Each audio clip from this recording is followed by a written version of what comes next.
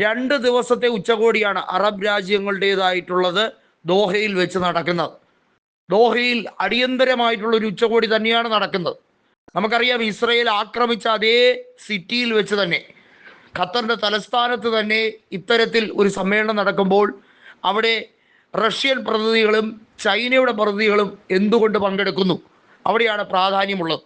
Russia കഴിഞ്ഞ കുറേ നാളുകളായി 2011 മുതൽ തന്നെ അവർ അറബ് രാജ്യങ്ങളുമായി കൂടുതൽ സഹകരിക്കാനും അവിടെ മിലിറ്ററികൾ, അതായത് റഷ്യത്തിൻ്റെ സൈന്യത്തിൻ്റെ കൃത്യമായ ക്യാമ്പുകൾ അവിടെ ഓരോ സ്ഥലത്തായിട്ട്, അതായത് അറബ് രാജ്യങ്ങളിൽ പലയിടത്തായി സ്ഥാപിക്കാനും ശ്രമിച്ചുകൊണ്ടിരിക്കുകയായിരുന്നു. നമുക്കറിയാം, അമേരിക്കയാണ് കഴിഞ്ഞ കുറേ നാളുകളായി ഈ അറബ് രാജ്യങ്ങളെ വിശ്വാസത്തിനെടുത്തുകൊണ്ട് മുന്നോട്ട് പോയതെങ്കിൽ ഇസ്രയേൽ നടത്തിയ ആക്രമണം, ദോഹയോട് കാണിച്ച ഈ നെറുകേടിൻ്റെ ഒറ്റ കാരണം കൊണ്ട് അമേരിക്കയുടെ വിശ്വാസ്യത നഷ്ടപ്പെട്ടിരിക്കുകയാണ്.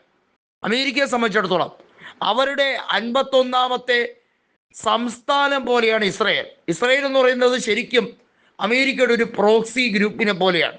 ഇസ്രയേൽ എന്ത് നെറുകേട് കാണിച്ചാൽ അതിനെ ന്യായീകരിക്കാൻ മാത്രമാണ് അമേരിക്ക ഇന്നേ വരെ ശ്രമിച്ചിട്ടുള്ളത് എന്നുള്ളത് യാഥാർത്ഥ്യമാണ്. ചരിത്രം പരിശോധിച്ചാൽ നമുക്കറിയാം, ഇസ്രയേലിൻ്റെ എന്ത് നെറുകേടിനെയും അതിനെ ലഘൂകരിക്കാൻ, അതെല്ലാം ഇസ്രയേലിൻ്റെ സുരക്ഷയ്ക്ക് വേണ്ടിയാണെന്ന് വരുത്തി തീർക്കാൻ അമേരിക്ക നടത്തുന്ന ഒരു ശ്രമമുണ്ട്.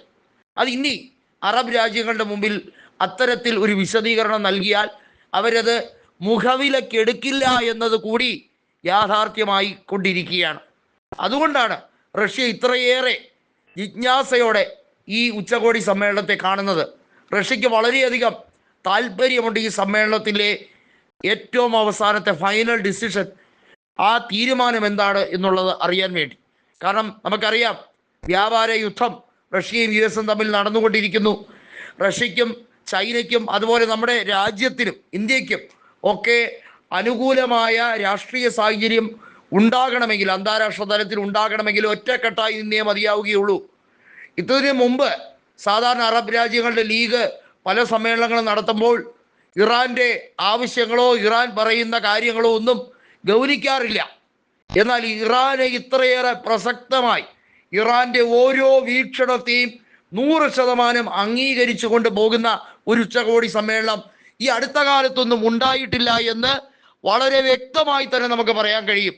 ആയത്തുള്ള അലി ഖമനേയി പറയുന്ന ഓരോ വാക്കുകളും അറബ് രാജ്യങ്ങൾ വേദവാക്യം പോലെ ശ്രവിക്കുന്ന സമയമാണിത്.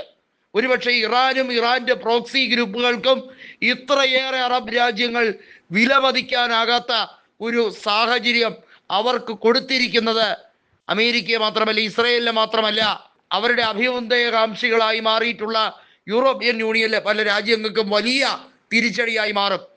അറബ് ലീഗിൻ്റെ ഈ രീതിയിലുള്ള ഉച്ചകോടി അത് സമാപിക്കുമ്പോൾ ഇസ്രയേൽ വലിയ തിരിച്ചടി ഏറ്റുവാങ്ങും. ഇസ്രയേലിന് മേൽ എന്തൊക്കെ രീതിയിലുള്ള നടപടിക്രമങ്ങളാണ് എടുക്കാൻ പോകുന്നത് എന്നുള്ളത് ഈ 2 ദിവസം കൊണ്ട് ഉരുത്തിരിഞ്ഞു വരും.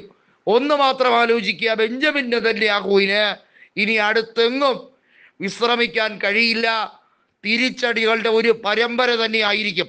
കാരണം UN ഇപ്പോൾ തന്നെ ഐക്യരാഷ്ട്രസഭ പാസ്സാക്കി കഴിഞ്ഞിരിക്കുകയാണ്. ഫലസ്തീൻ്റെ മോചനത്തിന് വേണ്ടി ഫലസ്തീനെ സ്വതന്ത്ര രാഷ്ട്രമായി പ്രഖ്യാപിച്ചു കഴിഞ്ഞിരിക്കുന്നു UN. അതിനെ മറികടന്നുകൊണ്ട് ഇസ്രയേൽ എന്തൊക്കെ കാട്ടിക്കൂട്ടിയാലും അതെല്ലാം അതിക്രമമായി മാത്രമേ UN അതുപോലെ ലോകരാജ്യങ്ങൾക്കും ഇനി കണക്കാക്കാൻ കഴിയുകയുള്ളൂ.